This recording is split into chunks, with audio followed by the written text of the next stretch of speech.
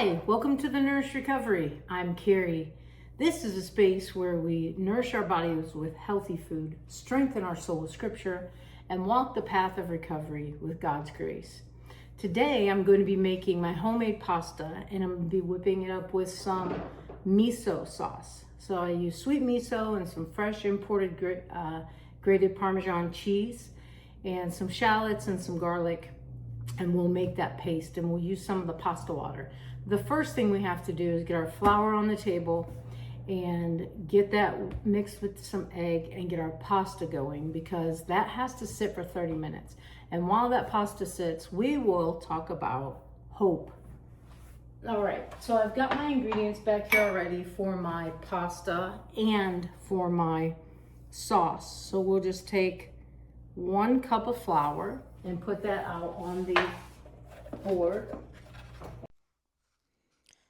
We'll make a well in the center of our egg to be cracked into. And this is 1 extra large egg to 1 cup of flour. And I have made a mess before doing this, especially with large batches where I've used several eggs and several cups of flour. But a small batch like this is manageable. And at first it's messy and it doesn't want to blend together right away.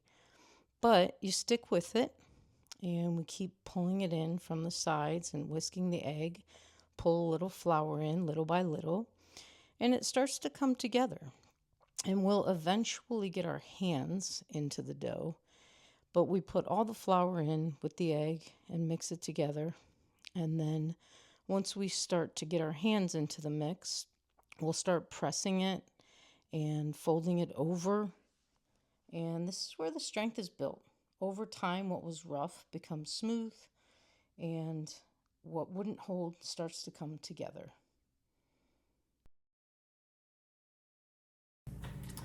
Okay, so we've got the pasta sitting. It's going to sit for half an hour. And we're going to talk about hope this week. And maybe not in the way that you would actually think about hope. But step 1 showed us something that's really hard to admit, right? It shows that we're powerless and that we can't fix this on our own, and that our lives are unmanageable. That's step 1. And we're moving into step 2. Now, step 2 is where something begins to shift. And it's not because everything suddenly feels better, because this doesn't happen overnight. We didn't get to where we are overnight, so it's not going to change overnight. But this is a step where we begin to believe that we're not alone. I told you that you weren't alone. I've given you some place that you can come and be, and we have this space together as well. But this is a step where we really want to dig in and sink into believing that we are not alone. I mean, remember, denial doesn't always look like pretending everything's fine. Sometimes it looks like, oh, I'll deal with that later. I don't have time for that right now, right? So busyness.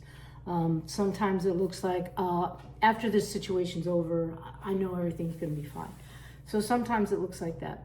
And other times it just looks like I'm stressed and I'm overwhelmed. And admitting those things is good.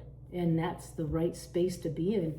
Well, we need to move past those things. We don't want to stay stuck in that stage of I'm always anxious and I'm always overwhelmed. We want to find hope. Denial is not ignoring reality. It's avoiding how we feel about it. And to be honest, right now, a lot of us are carrying some very heavy things, right? Anxiety about the state of the world, uncertainty about what we're trying to walk through, uncertainty about the future for ourselves and our family. And this is where we want to make sure that we are slowing down and feeling what's really going on internally. We try to manage everything externally, or we shut down completely so that we don't have to face what's happening inside of us. So what do we do with all this? Once we admit it, once we name it, once we know where the source is coming from, what do we do with it then? I want to share with you what I do then, right? In Matthew 5:4, Jesus says, "You're blessed when you feel you've lost what's most dear to you. Only then can you be embraced by the one who is most dear to you." And he's not just talking about like lost, what we've lost as far as like a death or physical death. We're talking about coming to the end of ourselves. And so we're not just talking about people in the physical sense. We're talking about grieving the pain that we've carried, right? The control we don't actually have. Some of these things that we're holding on to too tightly.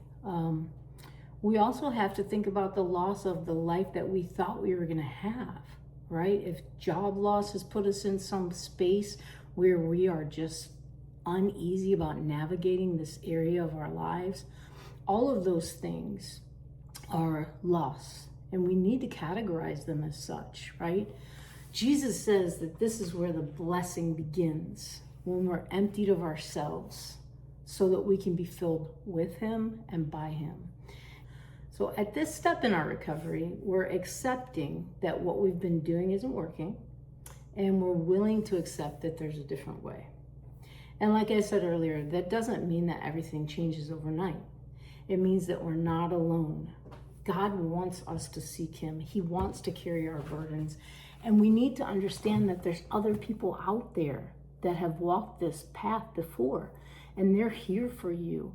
This is what I'm here for in this space, is because I needed people to walk alongside me when I was at my lowest.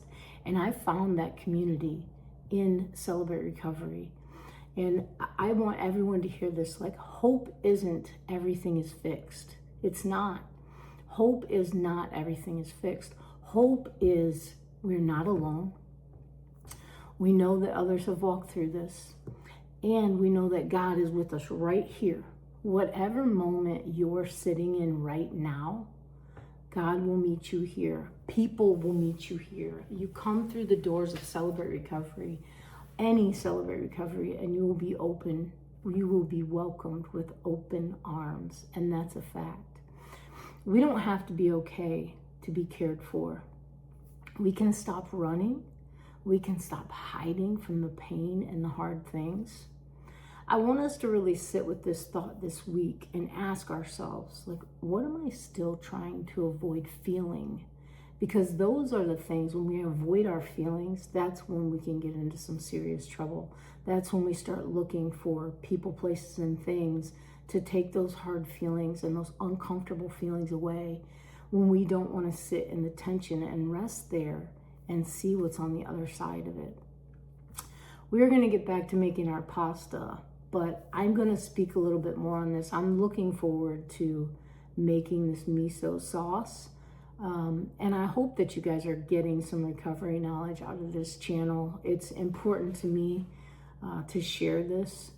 I think that it does a wonder of good if you're willing to work it and you want to put in the time and the effort to do so.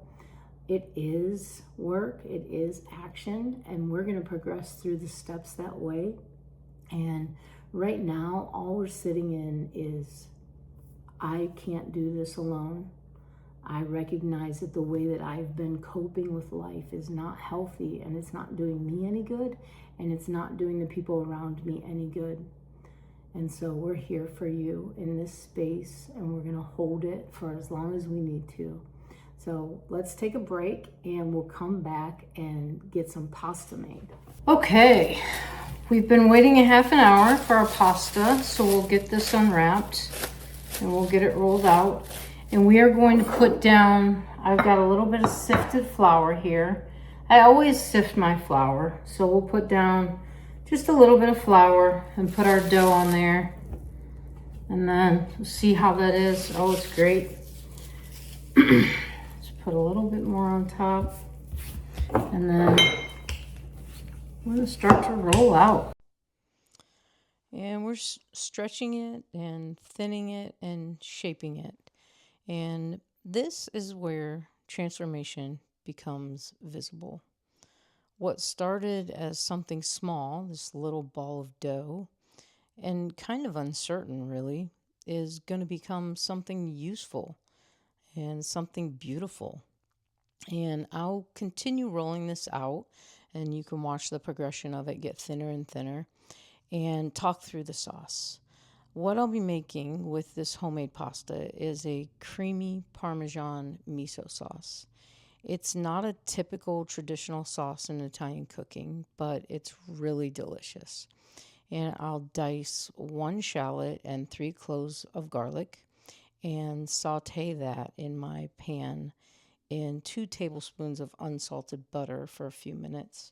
Then, once it has that nutty fragrance to it, I'll add a third of a cup of white miso paste along with a half a cup of pasta water and whisk it until it's smooth.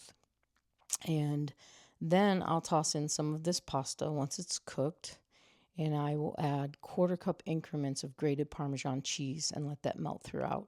And I'll use somewhere between a half a cup to 3/4 of a cup of Parmesan in all. And when it's complete, I'll top it with cracked pepper and chopped Italian leaf parsley. And full disclosure here, that portion of the recording was glitchy, so I'm talking you through it as I prepare the dough for cooking. And I do have a pasta machine, but I like to cut my noodles like this sometimes too by hand. And what I love about doing things by hand is we're reminded that good things take time, that transformation is a process, and that staying present in the middle of it matters. I mean, what was once a mound of flour and egg has now become these beautiful noodles with 2 very simple ingredients mixed together. We let it sit for a half an hour, we let it rest, and we trust the process and what comes next. We don't force it, right? And so here is going to be these beautiful noodles.